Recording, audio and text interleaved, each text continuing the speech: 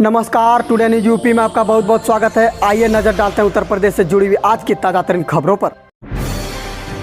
Monsoon सत्र में CM Yogi Adityanath का बड़ा ऐलान, माफिया की जब्त जमीनों पर गरीबों के लिए बनेंगे आवास। जी हां, उत्तर प्रदेश के विधानमंडल में मानसून सत्र के दौरान मुख्यमंत्री योगी आदित्यनाथ ने गुरुवार को बड़ा ऐलान किया। अनुपूरक बजट पर बहस प्रस्ताव पर संबोधन के दौरान सीएम योगी आदित्यनाथ ने विधानसभा में कहा कि प्रदेश सरकार ने जितने भी माफिया की जमीन अपने कब्जे पर ली है, उन सभी पर गरीबों के लिए आवास बनाए जाएंगे। इतना ही नहीं, इनको स्मार्टफोन भी दिए जाएंगे।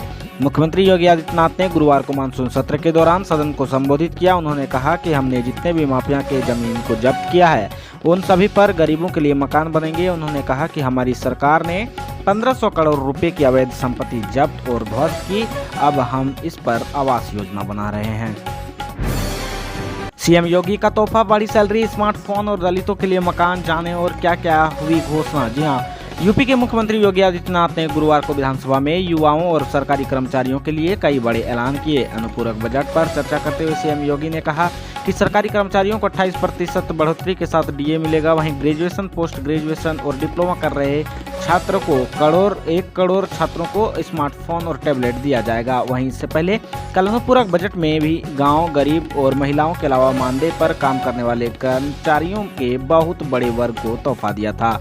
अनुपूरक बजट के माध्यम से रोजगार सेवकों, पीआरडी जवान, ग्राम प्रहरी चौकीदार, आशा, आंगनबाड़ी कार्यकर्त्रियों, मिनी आंगनबाड़ी व सहायिकाओं, शिक्षा मित्रों, हेड कुक व असिस्टेंट कुक, असंकालिक अनुदेशकों, रोजगार सेवकों के मानदेय वृद्धि की घोषणा हुई। पिछले 5 साल में यूपी में प्रति व्यक्ति आय दोगुनी हुई, सीएम योगी ने दिया बयान। जी हां, विधानसभा में अनुपूरक बजट पर चर्चा के दौरान सीएम योगी ने कहा कि 5 साल में यूपी में प्रति व्यक्ति आय दोगुनी हो गई। पहले प्रदेश दंगे और भ्रष्टाचार में नंबर 1 था, विकास में सबसे पीछे। ईज ऑफ बिजनेस डूइंग के मामले में यूपी 15वें नंबर से दूसरे नंबर पर आ गया है। बजट का दायरा दोगुना हो गया है। अब हम 6 लाख करोड़ के बजट के दायरे में पहुँच गए हैं। हमने किसी का महजब नहीं देखा, हमारे लिए पूरा प्रदेश परिवार है।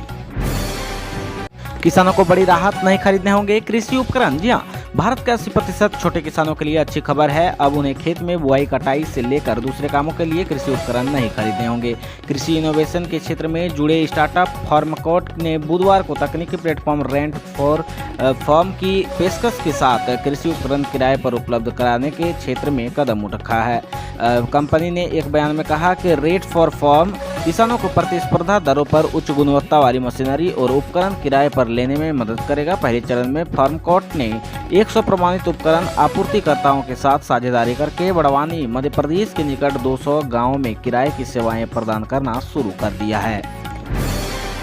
रेलवे ने निकाली यूपी के 3 शहरों के लिए बम्पर भर्ती, बिना परीक्षा 10वीं पास उम्मीदवारों के लिए मौका। जी हां, भारतीय रेलवे ने उत्तर प्रदेश के 3 शहरों के लिए बम्पर भर्ती के लिए नोटिफिकेशन जारी किया है। इस भर्ती में 10वीं पास उम्मीदवार आवेदन कर सकते हैं। नोटिफिकेशन में बताया गया है कि इस भर्ती के लिए कोई लिखित परीक्षा नहीं होगी। रिक्तियों की संख्या 1664 है। भारतीय रेलवे ने कई विभाग के लिए 1664 पदों के लिए भर्तियां निकाली है और 10वीं पास उम्मीदवार की मांग है। जिन पदों के लिए रेलवे ने भर्तियां निकाली है उनमें fitter, welder, winder, machinist, carpenter और इलेक्ट्रीशियन, पेंटर, मैकेनिक और वायरमैन पद शामिल है। 1 करोड़ 15 लाख विद्यार्थियों को नहीं मिले स्कूल बैग, कैग की रिपोर्ट में हुआ खुलासा। जी हां, शैक्षिक सत्र 2016-17 में 1 करोड़ 80 लाख विद्यार्थियों में से 1 करोड़ 15 लाख विद्यार्थियों को स्कूल बैग नहीं मिला। 6 लाख 55 हजार बैग विभाग ने 3 साल तक बिना बांटे खराब कर दिए। इससे 5 करोड़ 33 लाख रुपए का नुकसान विभाग को हुआ। गुरुवार को विधानसभा में रखी गई भारत के नियंत्रक महालेखाकार परीक्षक की रिपोर्ट में यह खुलासा हुआ है। पूर्ववर्ती सपा सरकार ने 2016 में सरकारी व सहायता प्राप्त प्राइमरी व जूनियर स्कूलों के विद्यार्थियों के लिए निःशुल्क स्कूल बैग देने की शुरुआत की थी। गुरुवार को कैग की रिपोर्ट में सामने आया कि निविदा प्रक्रिया विसंगति पूर्ण होने के साथ इसकी सप्लाई में भी देरी हुई। सितंबर 2016 में खोले गए टेंडर में 7 में से 3 निविदाकर्ता कंसोर्टियम पात्र पाए गए और इन्हें बैग की कुल संख्या का क्रमशः 60, 40 व 20% स्कूल बैगों की सप्लाई का ऑर्डर दिया गया। अयोध्या में राम मंदिर निर्माण की प्रगति देखने को 200 संतों को भेजा आमंत्रण। जी हां, राम जन्मभूमि तीर्थ क्षेत्र ट्रस्ट ने राम मंदिर निर्माण की प्रगति से संत समाज को अवगत कराने और इन धर्म धुरंधरों के माध्यम से श्रद्धालुओं तक संदेश पहुंचाने का अभियान शुरू किया है।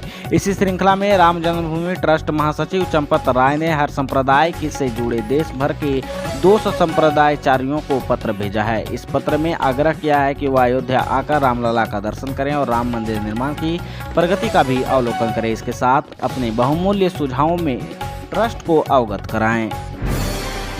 सितंबर से 28% की जगह मिलेगा 31% डीए। जी हां, अब कर्मचारियों के एक बार फिर महंगाई भत्ता के बढ़ने का इंतजार है, जिसके बाद कुल महंगाई भत्ता 3% और बढ़ जाएगा और ये 28% की जगह 31% हो जाएगा। लेकिन इसका ऐलान कब होगा, इस पर अब तक तस्वीर साफ नहीं हुई है। मगर कर्मचारी यूनियन की मांग है कि सरकार को जल्द ही 3% महंगाई भत्ता बढ़ाने का ऐलान करना चाहिए, ताकि कर्मचारियों को महंगाई से थोड़ी राहत मिल सके। AICPI इंडेक्स के आंकड़े आ चुके हैं। इंडेक्स 121.7 पर पहुंच गया है। ऐसे में जून 2021 के लिए महंगाई भत्ते में 3% का इजाफा होना तय है। जून 2021 के इंडेक्स में 1.1 अंक की बढ़ोतरी हुई है, जिससे यह 121.7 पर पहुंचा है।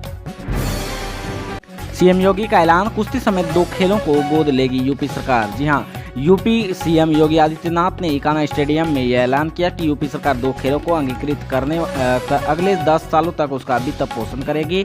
इसमें एक खेल तो कुश्ती है, दूसरा खेल खेलकूद विभाग से चयनित किया जाएगा। राजधानी लखनऊ ने अटल बिहारी वाजपेयी इकाना स्टेडियम में टोक्यो ओलंपिक में शानदार प्रदर्शन करने वाले खिलाड़ियों के सम्मान समारोह में सीएम योगी ने कहा कि उत्तर प्रदेश की सरकार राज्य के हर गाँव में एक खेल मैदान का निर्माण कर तेजी से कार्य कर रही है। मेरठ में खेल विश्वविद्यालय का भी निर्माण हो रहा है। प्रदेश सरकार मेजर ध्यानचंद के नाम पर एक खेल विश्वविद्यालय स्थापित करेगी। राज्य सरकार लखनऊ में एक कुश्ती अकादमी की भी स्थापना करेगी। वहीं प्रियंका गांधी ने सीएम योगी से पूछा 4 लाख नौकरी कब दी, बीजेपी ने दिया ये जवाब। जी हां, उत्तर प्रदेश में योगी आदित्यनाथ के राज में कितने लोगों को सरकारी नौकरी मिले, इस बात पर प्रियंका गांधी और बीजेपी ने ठान गई है। RTI से मिली जानकारी के आधार पर कांग्रेस महासचिव ने कल एक ट्वीट किया। इस ट्वीट के बहाने उन्होंने योगी सरकार पर झूठ बोलने का आरोप लगाया। RTI में सवाल पूछा गया कि पिछले 4 सालों से किस विभाग में कितनी लोगों को नौकरी मिली। इसके जवाब में कहा गया कि इस तरह की कोई जानकारी नहीं है। इसके आधार पर प्रियंका गांधी ने सीएम योगी आदित्यनाथ से पूछा है कि 4 लाख नौकरी कब दी गई। इसके जवाब में बीजेपी ने योगी सरकार के 4 सालों में दिए गए सरकारी नौकरियों का पूरा ब्यौरा दिया है। प्रियंका गांधी के ट्वीट के 4 घंटे में ही बीजेपी की तरफ से जवाब आ गया। यूपी बीजेपी ने ट्वीट कर पूरी जानकारी दी है किस विभाग में कितनी नौकरी दी गई। इसके साथ ही बीजेपी ने रॉबर्ट वाड्रा के बहाने नौकरी का आंकड़ा देकर कहा कि ये कोई हड़पी हुई जमीन का क्षेत्रफल नहीं है। उत्तर प्रदेश की तमाम बड़ी खबरों से अपडेट रहने के लिए हमारे चैनल टुडे न्यूज़ को सब्सक्राइब करें और बेल आइकन को दबाना ना भूलें।